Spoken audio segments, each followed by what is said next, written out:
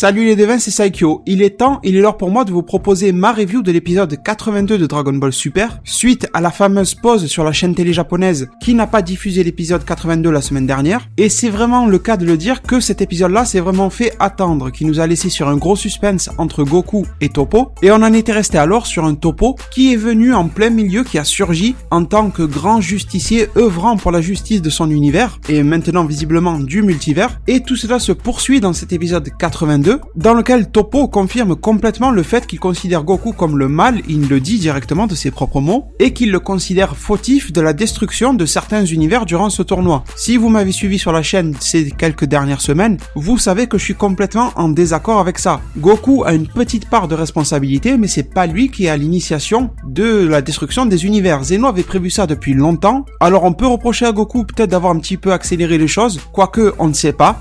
Zeno a dit qu'il avait oublié qu'il voulait organiser un tournoi, mais il n'a jamais dit qu'il avait oublié de détruire les univers. Autant le lendemain, il avait prévu de claquer des doigts et de tous les péter. Et donc, j'ai déjà bien aimé ce début d'épisode-là, dans lequel on voit Toppo et Goku qui se dévisagent et qui finissent par se parler, avec un Toppo qui prouve, comme sur l'affiche du site officiel de la Toei Animation, qu'il a le sang chaud. On aurait pu penser qu'un gars comme Toppo, œuvrant pour la justice, justement dans son élan de justice, eh bien, il souhaite entendre les deux parties s'exprimer. Mais là, il condamne Goku directement, presque sans réfléchir. Comme quoi sa justice est quand même un peu faussée. Et même si Goku fait rarement cela, eh bien dans l'épisode 82, il a été sarcastique. C'est-à-dire qu'il lui a dit alors si je suis le mal, toi tu es le digne héros de la justice. Avec bien sûr sa doublure japonaise, sa Seiyu, qui a modifié sa voix pour le rendre bien plus sarcastique. Voilà, vraiment c'était ça. Et son air de regard aussi, les yeux un petit peu plus fins et tout ça. On va dire que c'était plutôt bien placé. Et au final, Goku ça l'arrange pas mal. Donc tant qu'il peut discuter comme il le dit avec ses points, allez pourquoi pas. Et petite mention spéciale à Boo, au fait dans le fond, tout le monde est là en train de regarder ce qui se passe. Les deux qui se battent pour la justice, le mal ou je ne sais pas trop quoi, un combat de fou nous attend en tout cas, et on voit le fameux gros Boo en fond qui est en train de manger, qui a même la tête relevée, qui n'a même pas l'air de regarder vers là, avec deux espèces de gros morceaux de pain dans les mains, il n'arrête pas de bouffer. En tout cas c'était vraiment très drôle de voir qu'il pense quand même à ce type de petits détails là. Et de toute façon Toppo a confirmé cela, le fait qu'il condamnait Goku sans vraiment l'auditionner comme un juge l'aurait fait. Toppo est un très mauvais juge. Il lui a dit ça sera une conversation d'un seul point de vue. Et ensuite, on est passé sur une scène très intéressante entre Vermoud, le Akaishin tête de clown de l'univers 11, et son Kaioshin qui s'appelle Kai. Alors si vous m'avez suivi sur mes récentes vidéos dans lesquelles je vous donnais les informations du site officiel de la Toei Animation, ce qui n'est pas du spoil, ce sont des fiches un peu biographie, un peu de caractère justement autour de ces personnages-là. Et dans cette vidéo-là, je vous avais dit le fait que à la fois Kai et Vermoud sont des êtres qui sont très proches de la justice aussi, que Vermoud serait considéré comme quelqu'un dont le cœur ne peut tolérer aucune forme de mal, et j'ai trouvé quand même leur discussion un peu, je ne sais pas, un peu tendancieuse quand même, un peu on va dire presque dans la manigance. Alors il y a rien de gros, ils ont quand même le droit d'établir quelques stratégies pour éblouir leurs adversaires moralement. C'est-à-dire que Kai a eu la bonne idée, on va dire, et a suggéré à Vermoud de la Kaishin que ce serait une très belle occasion au final d'encourager Zeno à ce que ce combat entre Toppo et Goku ait lieu. Comme ça, il pourrait faire démonstration des pouvoirs en fait de l'univers 11, un petit échantillon de ce qu'il réserve. Donc dans le fond, il n'y a rien de très méchant là-dedans, mais pour des gens, des personnes qui sont censées aimer tout ce qui est juste, ne pas aimer le mal et tout ça, jouer un petit peu avec l'esprit de tout le monde et tout ça, c'est pas forcément non plus ce qu'il y a de plus pur comme mode de pensée. Je pense que c'est bien résumé dit comme ça. Surtout que les plans de réalisation, aussi bien sur la tête de Kai, un peu dans l'ombre, d'ailleurs je ne sais pas d'où ils nous ont pondu de l'ombre, mais bon, sur les plans fixes sur sa tête et aussi bien sur la tête du clown, de Vermoud, eh bien, je ne sais pas, il y avait quelque chose qui faisait sentir que c'était pas bien clair tout ça. Alors je suis pas en train de suspecter qu'ils soient les grands méchants ou quoi que ce soit, je suis pas en train de vous faire une théorie aussi ahurissante que ça, mais quand même, comme je vous disais dans mes précédentes vidéos, le fait que des personnages se considèrent comme étant justes, se considèrent comme étant bons et tout ça, ça n'est que relatif à ce qu'ils pensent eux de eux-mêmes. Mais après, en réalité, ça peut être quand même autre chose. Et comme je vous avais dit, si l'univers 11 n'est pas dispensé de tournois, ça veut dire qu'ils ont une mauvaise qualité de gestion, aussi bien de la part du Akaishin que du Kaioshin, donc preuve qu'ils ne sont pas non plus bien finis dans leur tête sûrement. Et puis je vais poursuivre sur ça en vous disant que on avait fait toute une histoire autour de Bergamo qui allait utiliser son fameux discours mielleux sur Zeno, sur le Daishinkan, tout ça, pour essayer de se les mettre dans la poche et de leur faire croire que Goku est le méchant, ce qui d'ailleurs a plutôt bien fonctionné. Mais là, je trouve que le discours de Kai est bien plus mielleux, bien plus réussi que celui de Bergamo. Bergamo, honnêtement, j'ai pas trouvé qu'il était un si beau parleur. Il a crié, il a élevé leur voix, il a appelé l'attention, on aurait dit quelqu'un qui essaie de passer une annonce dans la rue. Tandis que là, quand je vois Kai parler, j'ai vraiment l'impression qu'il essaye, de se mettre un petit peu les deux zénos dans la poche. En tout cas, dites-moi ce que vous en pensez, mais pour le moment, je ne suis pas pleinement convaincu que ces personnages qui sont soi-disant justes le soient pleinement. Et ça se confirme par Toppo le mortel, qui a l'air d'avoir une vision de la justice peut-être un peu trop décalée, et de ses propres dieux qui n'ont pas l'air forcément de viser dans le mille non plus en termes de justice. Et voilà, pour exemple, quand le Kaioshin Kai dit « Je ne peux qu'admirer Son Goku Dono », honnêtement, c'est faire un petit peu de la lèche pour se mettre quelqu'un dans sa poche, retourner un peu sa tête, voilà, vous voyez, c'est un peu ça. C'est le brosser dans le sens du poil pour essayer d'avoir ce que vous voulez avoir, en fait, c'est un peu ça. On apprendra que Toppo a été amené comme garde du corps, d'après les mots de Kai. Alors c'est bien de savoir ça, mais moi ça me fait me poser au moins 2 questions. Je vais réduire à 2 questions. La première, c'est pourquoi si Jiren, et ça on va y revenir plus tard, est le plus fort de l'univers 11, pourquoi c'est Toppo qui est amené comme garde du corps? Pour moi, la réponse ne se trouve pas, en fait, dans le fait que Toppo soit plus fort, mais c'est caché quoi que ce soit. Je pense vraiment que Jiren est plus fort que Toppo. Mais je pense que c'est au niveau du caractère. Je pense qu'il y a quelque chose qui fait qu'il s'entende sûrement moins bien avec Jiren. Qu'il a peut-être moins le sang chaud, qu'il est peut-être plus réservé, qu'il est un peu un gars un peu à la Hit, vous voyez, qui n'est pas forcément communicatif, qui n'est proche de personne, en fait. Je l'imagine peut-être plus comme ça. Un peu, en fait, l'opposé de Toppo qui va arriver sauter en plein milieu et vous faire des dabs, des positions du Capitaine Ginyu et du Great Saiyaman combinés. Je pense que Jiren sera sûrement beaucoup plus l'opposé.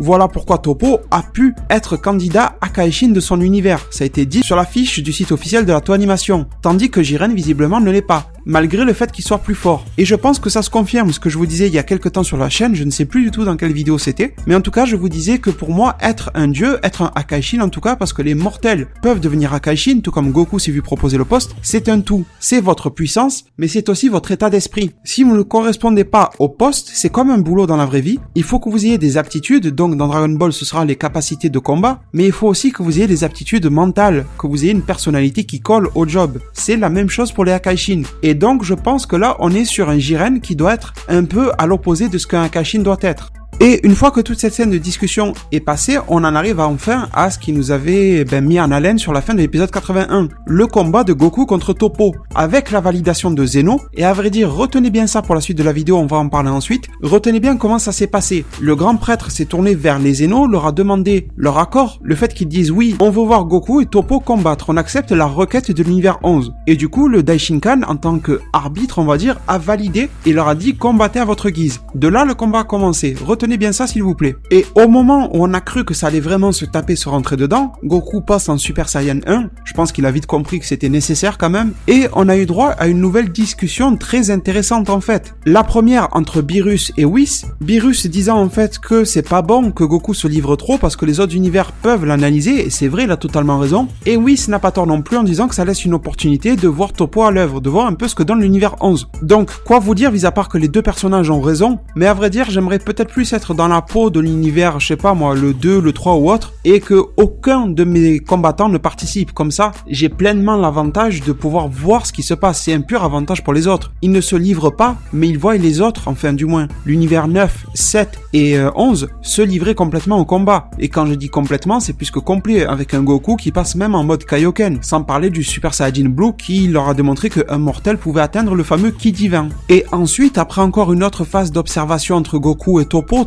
Toppo donnait l'impression de power-up un petit peu avec son espèce d'aura rouge vraiment très belle autour de lui, et on a eu une phrase qui était plutôt inattendue, je ne sais pas si vous l'avez vu arriver celle-ci, de la part de Gohan, mais je pense que vous ne l'avez pas oublié, avec un Gohan très observateur de Toppo qui déjà valide le fait que Toppo est super fort, et commence à nous sortir d'un coup, je sens vraiment que mon sang de Saiyajin bouillonne dans mes veines, et l'affrontement entre son père donc Goku et Toppo, lui a l'air super passionnant. Donc je ne sais pas si vous vous rendez vraiment compte de ce que ça veut dire, mais on a un Gohan qui s'intéresse vraiment à un combat. Et là, il n'y a pas l'air de s'y intéresser pour une raison, on va dire une motivation technique, du genre il faut gagner parce qu'il faut gagner pour protéger quelqu'un, pour préserver quelque chose, sa famille ou quoi que ce soit. Si on lui proposait de sauter, de prendre la place de Goku, il aurait peut-être même envie. C'est quelque chose que Gohan, j'ai envie de vous dire, il n'a jamais vraiment fait part dans toute la série Dragon Ball. c'est assez nouveau. Mis à part quand Gohan était en Super Saiyan 2 face à Cell, il y a même eu une période pendant laquelle c'était beaucoup plus accentué dans l'anime, dans laquelle Gohan se la pétait beaucoup trop, et on sentait qu'il sentait ces vibrations du combat. Mais quelque part, Gohan n'a jamais vraiment eu justement cette énorme passion-là, ces frémissements liés au combat. Et là, durant cet épisode 82, la Toei Animation du moins, on verra ce qu'il en est dans la version manga papier, si ce tournoi en fait partie, mais c'est une autre question. Eh bien, en tout cas, ils ont décidé de faire en sorte que Gohan porte son dévolu là-dessus. Et je vous assure que ça a été très court comme passage, mais moi, ça m'a marqué. Et pour moi, c'est 100 fois plus important comme indice du retour de Gohan de voir ça, plutôt que de le voir avec une mèche qui pend, ou le voir avec 2-3 gouttes de sueur en revenant d'un entraînement hypothétique aux côtés de Piccolo. Là, pour moi, ça, c'est beaucoup plus intéressant à se mettre sous la dent. Rappelez-vous quand même du Gohan avec son espèce de petit pull ou de petit gilet qui porte Pan dans ses bras, dans le pur confort de sa propre maison et tout ça, et qui est vraiment les yeux rivés, focalisés, l'esprit vers son boulot de scientifique. Là, vraiment, on commence à s'éloigner de ça, et je pense que ça va être pour notre plus grand plaisir par la suite de cet arc-là. Je pense que Gohan va être présent aussi bien sur l'aspect combatif que sur l'aspect stratégie, et ça va être super bon à voir. Bon, maintenant, c'est vraiment l'heure du combat. On a Toppo qui fait une dernière série de Dab et compagnie, et qui fonce de manière assez ingrate, on va dire, sur Goku. J'ai pas trop aimé, à vrai dire, je m'attendais à ce qu'il fonce dessus à haute vitesse. Il a juste couru. Bon, on a vu par la suite que Toppo était super fort, mais sur son entrée en action dans le combat, il était pas très persuasif non plus. Et ensuite, s'est enchaîné toute une série d'attaques, dont les noms sont comme par hasard liés à la justice. Il se pose sur les épaules de Goku, en appelant ça le Justice On. Après, il fait tournoyer Goku dans tous les sens avec la Justice Tornado. Et à vrai dire, je pense que certains d'entre vous ont dû revoir dans leur tête le fameux passage de Goku contre Paikwan, quand Paikwan l'avait foutu à Goku dans une fameuse tornade. Vous savez, celle qui commençait à le découper à Goku un peu de partout, là, surtout sur le visage et tout ça. C'était un peu le même délire, sauf qu'il n'y avait pas d'aspect de découpage. On était plus sur un Toppo, en fait, qui se bat un peu comme un catcheur, j'ai envie de dire. Mais on voit que Toppo n'est pas juste une masse, une espèce de masse musculaire, on va dire, qui fonce sur son adversaire tout droit. Mais il a aussi de très bonnes connaissances du corps humain ou du corps des humanoïdes, on va dire. Parce qu'en fait, il a réussi à déboîter l'épaule de Goku relativement facilement. Et Beerus l'a confirmé lui aussi. D'ailleurs, j'ai trouvé ça très cool que Beerus le confirme parce que si vous regardez bien, surtout, on le voyait ça surtout, ce que je vais vous dire, au tout début de Dragon Ball Super, surtout dans l'arc, principalement dans l'arc Battle of God, durant les quelques fois où on a eu l'opportunité de voir Beerus se battre, eh bien, il n'avait pas forcément cette aptitude-là à déboîter les os des autres, mais il a certaines aptitudes à toucher à tel endroit de votre corps. J'ai oublié comment ça s'appelle ça déjà, désolé, j'ai oublié le mot, dites-moi en commentaire si vous vous rappelez.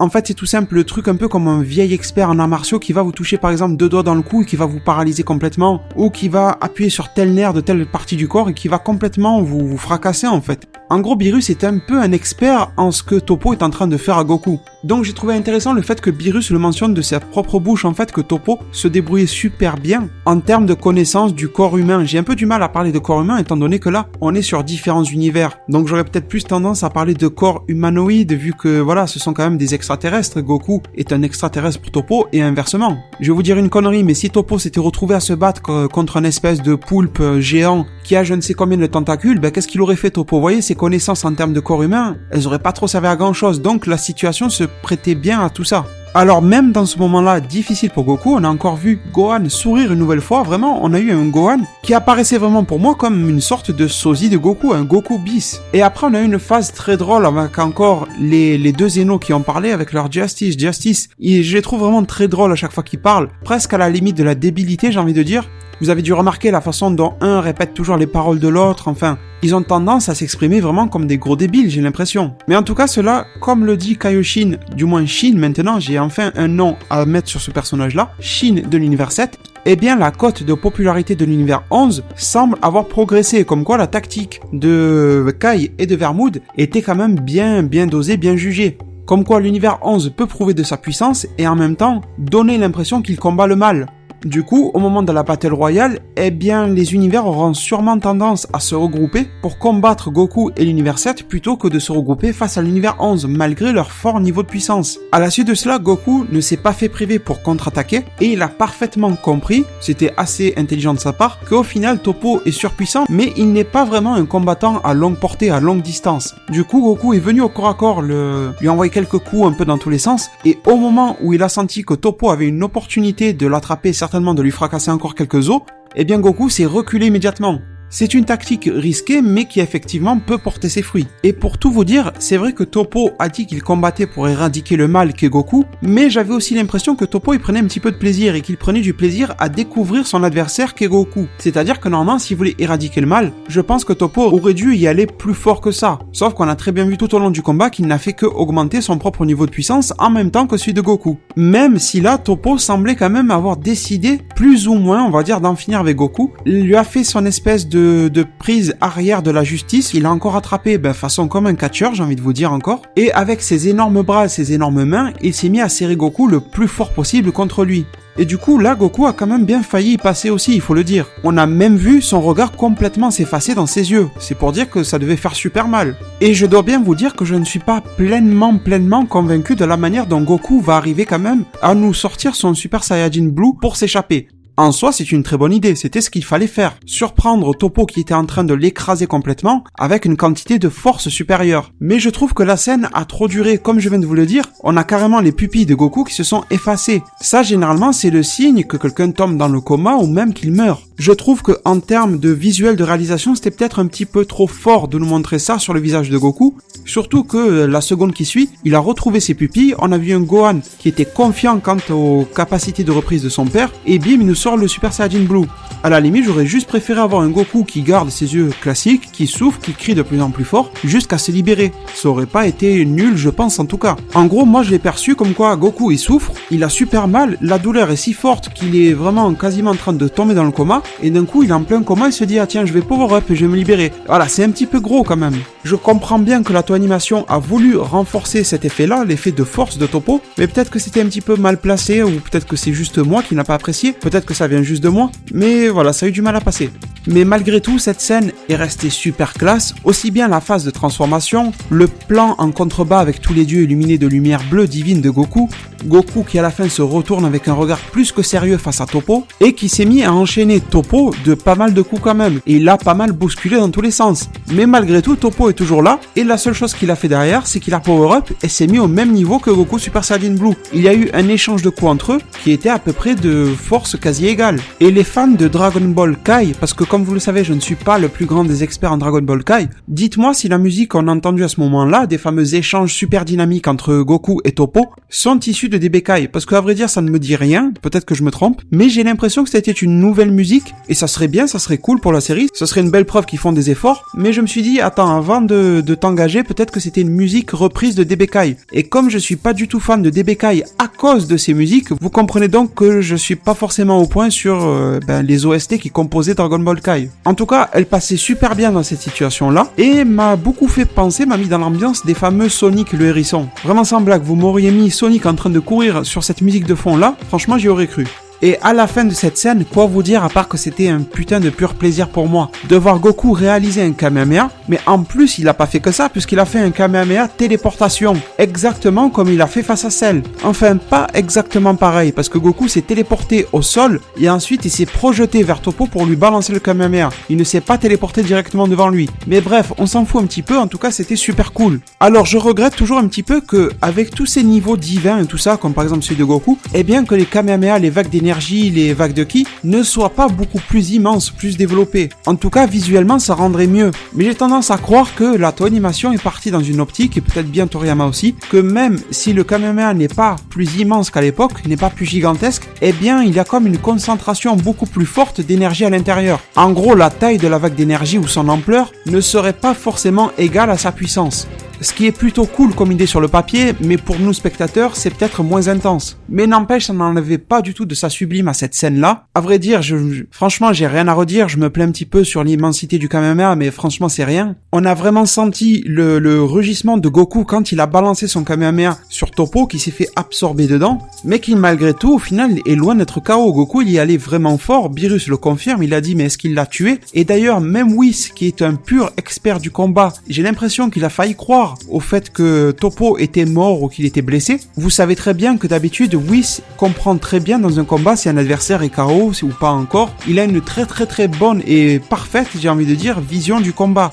Sauf que là, c'était pas du tout le cas. J'ai l'impression que Whis est aussi bien tombé dans le panneau que Beerus. Dites-moi ce que vous en pensez, mais d'après les sous-titres que j'ai eu les sous-titres officiels, donc bon, ça va. Et d'après en tout cas les airs de visage que Whis a eu, j'ai vraiment eu l'impression que Whis pensait que Goku avait tué ou du moins avait foutu complètement KO Toppo. Et ce n'est pas censé correspondre aux aptitudes habituelles de Whis. Ça m'a un petit peu surpris en tout cas. Alors c'est vrai que Toppo a subi quelques dégâts, il n'est pas non plus en pleine forme. Mais quand même, je trouve que pour s'être pris un putain de Kamehameha Super Saiyajin Blue de Goku en pleine face à bout portant, et Goku a vraiment pas eu l'air de se retenir vraiment, je trouve que Toppo est en très très bon état. Je vous pose une question, vous pensez que Vegeta s'en serait sorti aussi bien à la place de Toppo s'il s'était fait avoir par le Kamehameha de Goku si proche? À vrai dire, je suis dans le doute. Donc vraiment, Toppo fait preuve de très très belle capacité de résistance. Et là, c'était drôle de voir que le mec est plutôt en train de perdre le combat, ou du moins qu'il est dans une très mauvaise posture et que la chose à laquelle il pense c'est à son costume. Il dit, tu as abîmé mon costume de Pride Troopers qui m'a été fait sur mesure, et que seuls les Pride Troopers sont autorisés à porter. Donc je pense que là c'est une petite indication pour nous dire que toutes les personnes que l'on voit porter ce costume-là dans l'opening par exemple font partie des Pride Troopers. À part si bien sûr il y en aurait un qui ne fait plus partie du groupe qui était un ancien Pride Troopers mais qui pour X ou Y raison aurait gardé le costume, mais pour le moment il n'y a aucune raison de penser cela. Donc on va partir du fait et du constat que un mec qui porte ce costume-là pour l'instant c'est un Pride Trooper. Et au moment où l'aura de Toppo, le ki de Toppo s'est vraiment purement intensifié, Toppo jusqu'à présent il avait une forme de ki assez plate, assez ondulée autour de lui, alors que là il avait vraiment quelque chose en pic, on sentait de l'énervement et qu'il se poussait à son maximum. Et Goku, il est passé en mode Kaioken associé au Super Saiyajin Blue. On n'a aucune idée pour savoir si c'était du Kaioken simple ou du Kaioken x10. Je dirais que c'était la forme simple du Kaioken. Je pense que s'il était en mode Kaioken x10, il aurait eu une aura rougeâtre autour de l'aura bleue en fait du Saiyajin Blue, qui aurait été plus dévastatrice, encore un peu plus une sensation d'énervement. Je pense qu'on était sur une forme simple, mais peu importe, parce que ce combat-là a été complètement stoppé par le grand prêtre. Le fameux Daishinkan a décidé que ce combat devait prendre fin. Et là, rappelez-vous, en plutôt début-milieu de review, je vous disais de retenir que le Daishinkan avait demandé l'autorisation aux deux Zeno pour que Toppo et Goku puissent se battre. Et là, sans demander l'autorisation à aucun des deux, il a stoppé le combat de son propre chef. Alors chaque semaine, j'ai l'impression que dans chacune de mes reviews, on creuse un petit peu plus ensemble l'idée en fait, la petite prédiction comme quoi le grand prêtre pourrait nous cacher des choses et pourrait avoir des intérêts qu'il ne nous a pas encore révélés dans ce fameux tournoi. Et à vrai dire, pour que le mec prenne la décision lui-même que ce combat-là entre Toppo et Goku n'aura pas lieu ou du moins n'ira pas jusqu'à son terme, ben c'est quand même un petit peu bizarre. Et même ça a été jusqu'à étonner les deux Zeno, presque, peut-être pas énervé, mais très étonné, en disant au grand prêtre, mais qu'est-ce que tu fais? Je veux voir ce combat-là. Et le grand prêtre s'est justifié en disant, non mais attendez, s'ils se battent à ce niveau-là, ils vont forcément finir par se tuer, et vous n'aurez pas alors forcément de très beaux combats durant le grand tournoi du pouvoir. C'est un peu faible quand même comme justification de la part du grand prêtre, je trouve. Dites-moi ce que vous en pensez. Je pense que vous avez remarqué, vu qu'on parle des Zeno, que durant cette scène-là, quand ils ont validé le fait que le combat serait terminé, que Zeno du présent a levé sa main droite et que Zeno du futur a levé sa main gauche. Et que, encore une fois, ce n'est pas la première fois que ça arrive dans les épisodes de Dragon Ball Super. Si vous regardez depuis l'épisode 77, vous allez voir que c'est pas la première fois du tout. Eh bien, le Zeno du futur a regardé celui du présent et s'est automatiquement corrigé en levant son bras droit, comme pour l'imiter ou se reprendre. Alors ça va arriver, ça fait depuis l'épisode 77, je veux vous en parler sur la chaîne et je trouve jamais le temps de le faire. Mais ne vous inquiétez pas, ça va arriver, c'est prévu dans une vidéo. Alors maintenant c'est l'heure de la fin du combat entre Goku et Toppo et faisons un tout petit point sur la puissance de Toppo. Pour le moment on ne la connaît pas complètement. Même lui quand il va venir à la fin de l'épisode et parler avec Vermood, il lui dira à vrai dire je ne sais pas vraiment si je peux gagner dans le grand tournoi contre Goku. Mais il y a quand même tendance à penser que Goku et Toppo sont à peu près équivalents, même si Goku aurait probablement un avantage sur Toppo, ça reste à confirmer. La première chose, c'est que même si c'était plutôt une égalité durant ce combat-là, on sentait quand même que Goku avait quelques phases où il arrivait légèrement à dominer Toppo. S'il a réussi à lui placer ce Kamehameha, c'est pas pour rien non plus. Et il ne faut pas oublier une chose, c'est que Goku venait de se battre contre Bergamo, qu'il avait utilisé le SSJ Blue et le Kaioken contre Bergamo. Le SSJ Blue étant consommateur d'énergie physique, un peu ce qu'on appelle de la stamina, et le Kaioken, vous le savez tous, en gros il vous fracasse les muscles et tout ça, vous êtes complètement fatigué après. Et pourtant Goku a fait en quelque sorte un exploit vu qu'il a pu repasser SSJ Blue et Kaioken juste après. Donc je pense que ce Goku là qui s'est battu contre Toppo n'était pas forcément non plus en pleine possession de ses moyens, même s'il a quand même bien poussé son niveau de puissance. Je ne sais pas, je dirais par exemple que là en face de nous on avait un Goku qui était à 90% de ses capacités physiques physique, tandis que Toppo, lui, il était pas fatigué du tout, il était juste observateur et il a repoussé une petite attaque de Basile. Mais après, bien sûr, il reste la toute fin du combat qui a été coupée par le Daishinkan, à savoir quel est le niveau de Toppo quand il a power up au maximum. On a vu que son aura, son ki autour de lui, n'avait strictement rien à voir, ça s'est complètement démultiplié. Donc on peut aussi penser que Toppo en avait largement et énormément sous le pied, tandis que Goku, lui, la seule opportunité qu'il avait, c'était de passer en mode Kaioken, et le Kaioken, ce n'est pas non plus une utilisation illimitée. Et si Goku avait voulu aller à l'étape supérieure, ça aurait été quoi? Ça aurait été du Kaioken x10. Donc au final, il aurait vraiment fallu que Goku arrive à en terminer très rapidement avec Toppo, ce qui est quand même difficile à croire. Donc même si je pense que Goku pourrait dominer Toppo, j'ai du mal à croire qu'avec l'état actuel de ses pouvoirs et les limitations des pouvoirs de Goku, qu'il puisse complètement le tuer, le détruire ou le foutre KO complètement.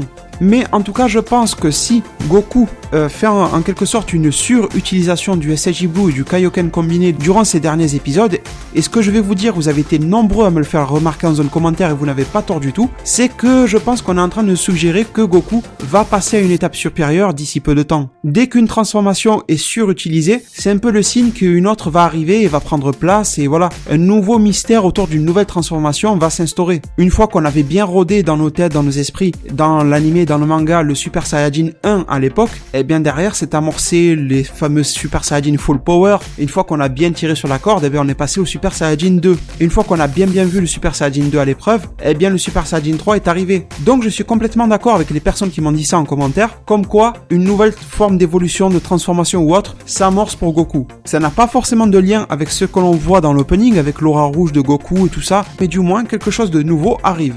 Une autre chose, et vous pouvez peut-être considérer ça comme une prédiction, c'est que je pense que même si à l'heure actuelle Toppo considère Goku comme un ennemi, je suis sûr que à la fin de cet arc-là, ou même avant la toute fin de cet arc-là, ces deux-là vont finir par se serrer la main et en gros être amis. Je ne vois pas les deux rester ennemis comme ça, surtout que Goku n'a rien qui fait qu'il en veut à Toppo. C'est juste Toppo qui se chauffe un petit peu trop dans sa propre tête, au final c'est juste ça. Et je pense que quand les choses vont dégénérer durant le tournoi, Toppo va vite se rendre compte de qui est Goku réellement et de qui sont les gars de l'univers 7. Et que cette fameuse poignée de main, on va y avoir droit. Rappelez-vous qu'aujourd'hui, en épisode 82, Toppo a refusé de serrer la main de Goku, mais cette scène-là va se produire, ne vous inquiétez pas. Selon moi, les deux ne vont pas rester ennemis comme ça tout le temps. Alors, on en arrive à la fin de l'épisode, pas loin en tout cas, avec Goku qui retourne sur sa petite zone flottante de l'univers 7 et idem pour Toppo chez l'univers 11. Et la remarque de Beerus est très intéressante en disant à Goku, tu fais jeu égal à peu près avec le numéro 2 de leur univers, alors comment vas-tu te débrouiller face au fameux Jiren qui est le numéro 1 ?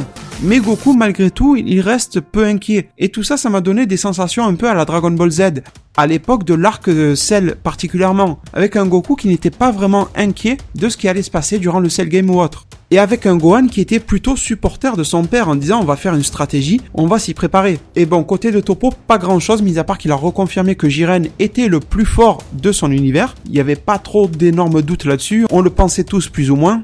C'était difficile de penser que le premier qui se livrait de l'univers 11 serait le plus fort. Bon, c'est vrai que Goku, vous allez me dire, c'est le plus fort de l'univers 7. Entre guillemets, du moins, c'est le héros de la série. Donc, on va dire qu'il sera toujours l'éternel plus fort. Même si en ce moment, vous le savez, pour moi, Vegeta est plus fort que Goku. Depuis qu'il est parti s'entraîner 6 mois dans la salle de l'esprit du temps, il n'y a aucune raison qu'il soit moins fort que Goku. Mais on le sait, c'est un cycle éternel, Goku finira toujours par dépasser Vegeta. Et avant que toute cette réunion-là divine ne prenne fin, le grand prêtre fait une annonce que je vous avais déjà révélée dans une vidéo spoiler, il y a peut-être une semaine, quelque chose comme ça, vis-à-vis du fait qu'il y aurait 40 heures qui séparaient la fin de ce mini-tournoi préliminaire du grand tournoi du pouvoir de Zeno. Ce qui bien sûr a pour but d'étonner tout le monde. J'ai l'impression que tout le monde avait pris ça à la légère, forcément ils ne connaissaient pas les enjeux du tournoi, du coup ils ne s'étaient pas préoccupés de faire des recrutements. On nous explique brièvement qu'il n'y a pas vraiment le temps pour recruter d'autres personnes de l'univers 7, du coup c'est les bonhommes de la Terre qui vont s'en occuper. Avec une musique inspirant l'espoir, Gohan sort à Goku, allez nous allons recruter les 10 plus forts de l'univers. Bon, ouais, la phrase est jolie, mais en gros ils vont recruter leurs 10 amis, leurs 10 potes. À vrai dire, en gros c'est un peu ça, hein. Enfin leurs 8 potes, pardon, vu qu'ils seront 10 au final. Bon, et la fin de l'épisode a brassé un petit peu les mêmes questions, donc je vais pas vous les refaire 25 fois, concernant les capacités de l'univers 7, qu'il faut mettre en place une stratégie et tout ça. Vous avez très bien compris ce qui se passe, et donc ce qu'il faut en retenir, c'est que la team qui est sélectionnée pour l'univers 7, on la connaît déjà depuis un long moment, et je suis en train de vous faire une vidéo sur chacun de ses membres, ou du moins les membres sur lesquels on a le plus de questions à se poser, comme Tenchin Han ou Kame Sennin, et d'autres vidéos vont arriver là-dessus. Je pense bien sûr à du C17, du Piccolo, du Krillin. On verra pour les autres, mais vu qu'on les connaît bien, je vois pas trop l'utilité pour vous vous de faire ces vidéos-là. Mais on verra, pourquoi pas, si l'envie m'en prend, je le ferai. On a encore une petite phase dans laquelle il nous est dit que Whis ne sera pas détruit, il se permet même de rire. Et moi, je vous le dis, j'aimerais voir au moins un ange dans tout cela être menacé de destruction. Pour X ou Y raison, j'aimerais que ça arrive, pourquoi pas Whis ? J'aimerais beaucoup voir un de ces fameux anges être descendu de son piédestal et subir une certaine menace, voir comment quelqu'un avec de telles capacités peut réagir face à une menace extrême, et au final être mis dans le même sac que les Akashin et que les mortels. Et les Deven voilà arrivés à la fin de cet épisode 82 avec la fameuse construction qui est en train de prendre effet de la zone de combat. Visiblement, d'après ce que j'ai compris, la chose qui fait que ça va prendre 40 heures pour que le tournoi commence, c'est juste l'organisation, c'est juste la construction du terrain entre autres. Et si vous rematez les précédents épisodes, on a très bien vu que les capacités de création du grand prêtre sont supérieures visiblement à celles de Whis et Vados. Il a réussi à construire instantanément des choses que Whis et Vados eux-mêmes durant le tournoi de Champa et de Beerus à l'époque, Univers 6 contre Univers 7, ont mis beaucoup plus de temps, relativement beaucoup plus de temps à construire.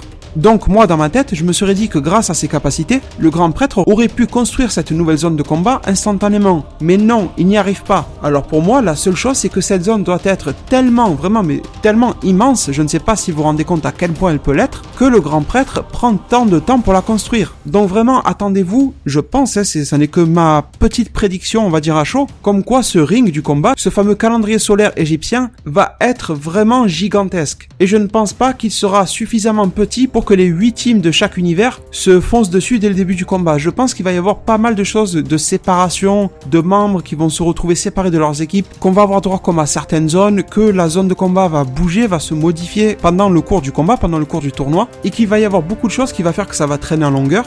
Et d'ailleurs, il n'est pas du tout exclu comme idée le fait que la zone de combat bouge et que justement ça soit fait exprès pour que un combattant puisse tomber dans le vide tout simplement et bêtement parce que la zone de combat s'est modifiée et que c'était pas du tout prévu. En tout cas, la scène de construction était superbe, j'ai vraiment beaucoup aimé, j'ai senti l'ampleur de cette construction-là de la part du Daishinkan à l'intérieur du monde du vide et j'ai trouvé que c'était une très belle conclusion à cet épisode-là. Alors, comme d'habitude, la preview de l'épisode 82, je ne vous en parlerai pas durant cette vidéo-là, beaucoup de choses à décrypter. Je vous réserve ça pour ma review du futur ou l'analyse de preview, je verrai selon mon état ce que je ferai. En tout cas, on va s'en parler très vite. Je sais que sur la chaîne, je dois vous proposer la review du chapitre 22 de DBS qui vient de sortir et en même temps, déjà cette analyse d'épisode 83 à venir. Je ne sais pas lequel arrivera en premier sur la chaîne, bon ça va arriver très vite, sûrement dans les prochaines 48 heures, quelque chose comme ça. Et comme vous l'avez très bien vu, eh bien on va parler de choses très intéressantes. Aussi bien la fin de grossesse de Bulma, la naissance de Bra, et aussi des choses très intrigantes, comme on voit Krillin s'entraîner face à Basile, ou des choses comme ça. Donc écoutez les devins, je vous donne rendez-vous sur ces vidéos-là très prochainement, et maintenant je vous remercie énormément de m'avoir écouté et suivi durant toute cette vidéo-là, et je me permets de vous laisser sur ces mots. Prenez soin de votre futur, le meilleur moyen d'y arriver c'est de vous abonner à ma chaîne, de la partager, la liker et la commenter un maximum de fois, pour que notre communauté puisse se développer le plus possible sur YouTube. Merci et à plus pour de prochains arts divinatoires.